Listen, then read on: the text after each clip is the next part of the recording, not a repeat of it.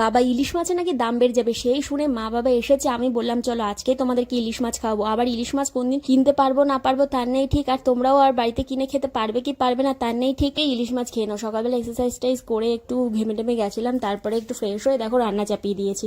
এখানে ফার্স্টেই বসিয়ে দিয়েছি মুগের ডাল হবে আজকে নারকেল দিয়ে, আর তার সাথে ভাত আর সাথে ইলিশ মাছ। ইলিশ মাছের মাথা দিয়ে মুগ ডালটা করতে পারতাম, কিন্তু না, আজকে একটু অন্যরকম খেতে ইচ্ছে করছিল। এদিকে নুন হলুদ মাখিয়ে নিয়েছি, আর এদিকে নারকেলটাকে আমি এরকম টুকরো টুকরো করে কেটে নিচ্ছি, আর এদিকে মা বেগুন কাটতে বসে গেছে। আর তার সাথে চিয়া সিড ভিজিয়েছিলাম মায়ের জন্য, এই দেখো চিয়া সিড। আর তার সাথে মা এখানে সব কেটে রেখেছে আজকে বেগুন আলু দিয়ে সর্ষে দিয়ে, মানে সর্ষে বাটা দিয়ে হবে ইলিশের হালকা পাতলা ঝোল। আর মা বসে বসে বাদাম খাচ্ছে। আর হ্যাঁ, শুনলাম নাকি ইলিশের প্রচুর দাম বেড়ে যাবে, বাংলাদেশ থেকে আর ইলিশ আসবে না। আমরা সত্যি কথা বলতে ইলিশ মাছের সাইজ দেখে বুঝতে পারছি যে পদ্মার ইলিশ জীবনেও খাইনি, আর অত দাম দিয়ে পদ্মার ইলিশ খাওয়ার মানে যোগ্যতাও আমাদের নেই। তো আমরা এই ডায়মন্ড হারবারে ইলিশগুলো খাইয়ে দেখো 300 টাকা 400 টাকা, বড় জোর 800 টাকা 900 টাকার মধ্যে ভালো ভালো ইলিশ পাওয়া যায়। এই কথা বলতে লজ্জা লাগে। তো এতবার দীঘাতে গেছি, কোনোদিন দীঘাতে গিয়েও ইলিশ মাছ কিনে খাইনি পয়সার জন্য, কারণ পয়সা নেই, আমরা গরিব মানুষ।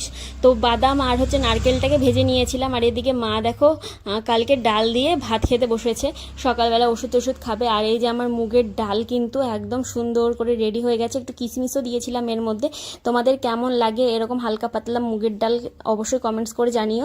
আর এদিকে দেখো বেগুন আর আলু ভাজা চাপিয়ে দিয়েছি, আর এটা কিন্তু সর্ষে দিয়ে সুন্দর করে ঝোল হবে। আর আমি এই রজনীগন্ধার গাছগুলো কালকে সন্ধেবেলা নিয়ে এসেছিলাম, কিন্তু আর লাগানো হয়নি বলে এভাবে পুঁতে রেখেছিলাম, আজকে এগুলোকে লাগাবো। তো কিছুটা আমি মাটিতে লাগাবো আর কিছুটা আমি এই বাটিটার মধ্যে লাগাবো। আর এই বাটিটা ফেটে গেছে, তো আমি এরকম কোথাও ঘরে যদি কোনো বাটি ফাটি ফেটে যায় আমি সেগুলো ফেলি না, সেগুলোর মধ্যে ছোট ছোট গাছ লাগাই, যেমন মানি প্লান্ট, এইসব টুকটাক আমি লাগাই। তো ভাবলাম যে কয়েকটা রজনীগন্ধা এর মধ্যে লাগাই, জানি না কি হবে। যদি দেখি যে না এর মধ্যে হচ্ছে না সুন্দর, তাহলে আমি নিচে আবার নামিয়ে মাটিতেই পুঁতে দেবো। তো শেষমেশ আমার রজনীগন্ধাগুলো পোতা হয়ে গেছে, ডালপালাগুলো এদিক ওদিক ছড়াছড়ি করছিল বলে আমি ওপর থেকে কিছুটা কেটে দিয়ে ছোট করে দিয়েছি। আর দেখো পাপাই এখন বসেছে দিদার কাছে পড়তে, মা বসে বসে শশা খাচ্ছে। আর এখন দুপুরের খাওয়া দাওয়া চলছে, এই যে প্রায় শেষ। আমরা তো খেয়ে নিয়েছি, যে বাবা আর মা খাচ্ছিল, তো ওদেরও খাওয়া দাওয়া প্রায় শেষের দিকে।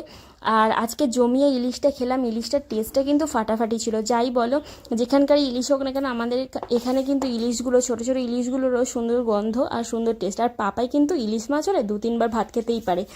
আর এখানে রাতের খাবারের জন্য দেখো চাপিয়ে দিয়েছি ঘুগনি করব। আসলে ঘুগনি বলাটা ভুল হবে, ছোলার ডাল আর মটর ডাল মিশিয়ে আমি একটা ডাল বানাই রুটি খাওয়ার জন্য। এটা খেতে কিন্তু হেভি লাগে, ঘুগনির থেকেও বেশি টেস্টি লাগে আমার বরের, তার জন্য এটা বানাই। আর এদিকে সিমুই করব একটু, আর তার জন্য এই যে দুধও চাপিয়ে দিয়েছি গরম। সিমুইগুলোকে হালকা ঘিয়ে ভেজে নিয়েছি, আর এই যে ফুলকো ফুলকো রুটি বানাচ্ছি। তো এই রুটি খেয়ে রাতের খাওয়া দাওয়া শেষ করে আজকে আমরা ঘুমিয়ে পড়বো। তো ভিডিওটা এখানেই শেষ করছি। তো সবাই ভালো থাকবে, সুস্থ থাকবে, আর চ্যানেলটাকে সাবস্ক্রাইব করে নিও, পেজটাকে ফলো করে নিও। টাটা।